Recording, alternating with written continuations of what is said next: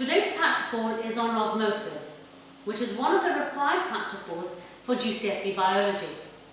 Osmosis is the diffusion of water from a dilute solution to a concentrated solution through a partially permeable membrane. Our hypothesis is that if you place plant tissue in a water solution, the water will move into the plant cell, causing the plant cell to expand through osmosis. And if you place the plant tissue in a solution full of solutes, the water will move out of the plant cell, causing the cell to shrink. The objective of this practical is to investigate the effect of different sugar solutions on osmosis in potatoes. Our independent variable for this practical is the concentration of the sugar solutions, and the dependent variable is the change in mass and length of the potato samples. And our control variables include the potato, the surface area of the potato samples, and the amount of sugar solutions that we are using. Before we start this practical, we need to do a risk assessment. Because we are using glass equipment, we need to handle them with care to avoid breakages. And also, we are using a sharp object such as this scalpel. I need to be careful that I don't cut myself with it. Now we can begin the practical. In the practical, we need a potato, a white tile, a cork borer, a scalpel, a ruler, a top pan balance, some petri dish lids, a pair of tweezers, and 5 solutions. In the first beaker I have 1 molar sugar solution. In the second beaker, 0.75 molar. In the third beaker I have 0.5 molar. In the fourth beaker, 0.25 molar sugar solution. And in the final beaker, I have distilled water. Now I'm using distilled water instead of tap water because it doesn't contain any dissolved substances. So firstly, we need to cut out 5 potato samples from this potato using the cork borer. I will demonstrate cutting out 1 potato sample for you.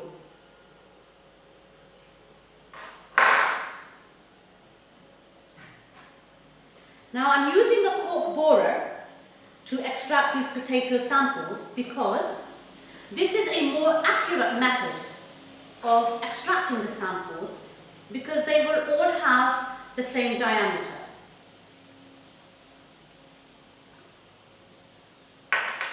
So now I have 1 potato sample, and I need this potato sample to be 3 centimeters in length.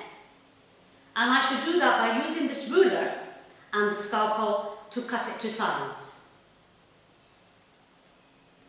This isn't actually an accurate method of cutting the potato sample to size, but I will double check afterwards to make sure that this is 30 millimeters in length.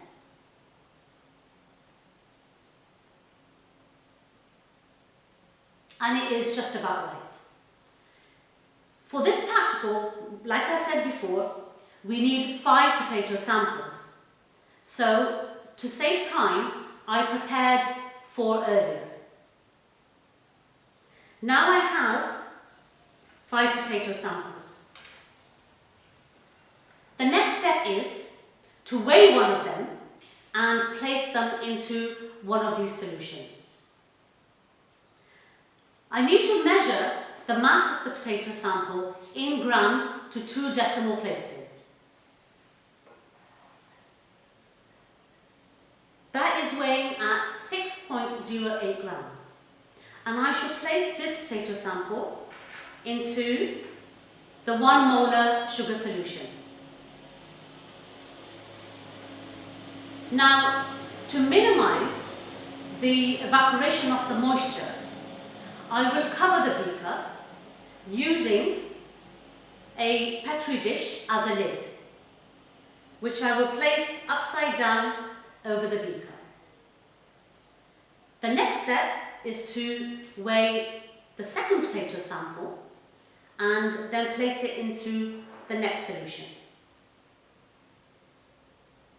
That weighs 5.97 grams, and I should place this into the 0.75 molar sugar solution. Now the third one. That weighs 6.1 grams, and I should place that into the 0.5 molar sugar solution. Now potato sample number 4,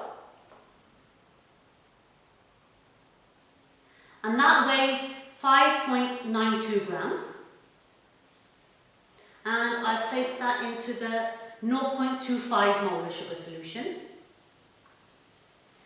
And now the final one.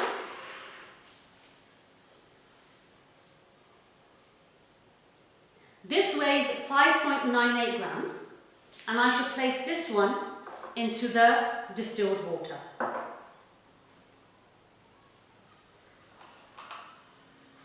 I should cover all the beakers.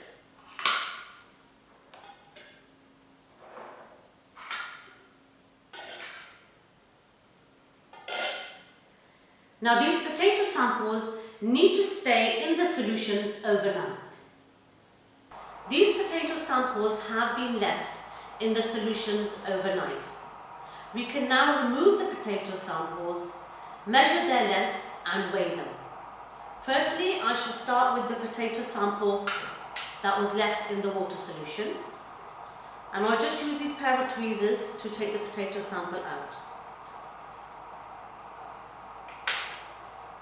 This potato sample is very wet, obviously because it's been in the solution.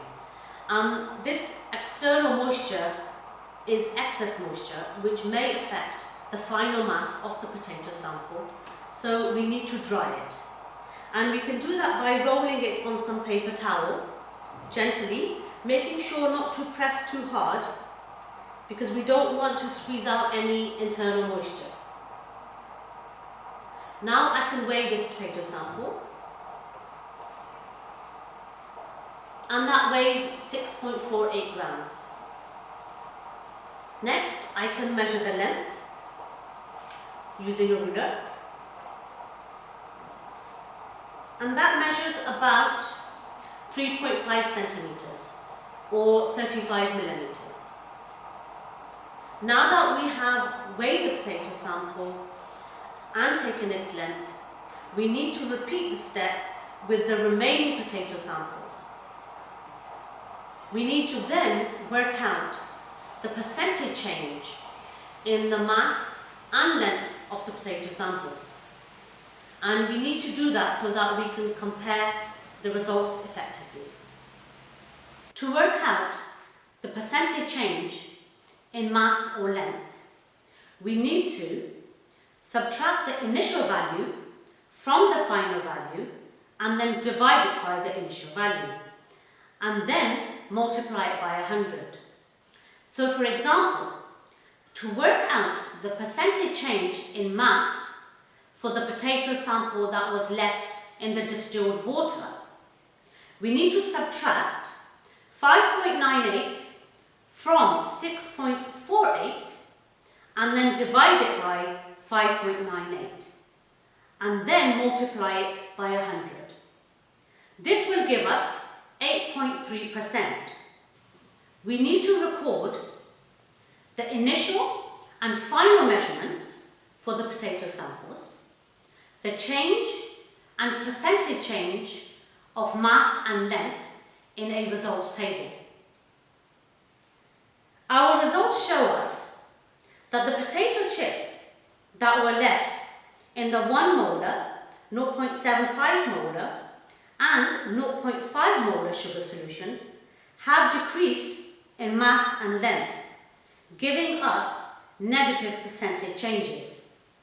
However, the potato chip left in the 0.25 molar sugar solution has decreased in mass but increased in length, but just very slightly. And finally, the potato chip that was left in the distilled water has increased in mass and length and has given us a positive percentage change. So to conclude, our results are as expected, as they support our hypothesis. Using our results, we can plot a graph with concentration of the sugar solutions on the x-axis against the percentage change in mass on the y-axis. The line of best fit shows that as the concentration increases, the mass of the potato decreases.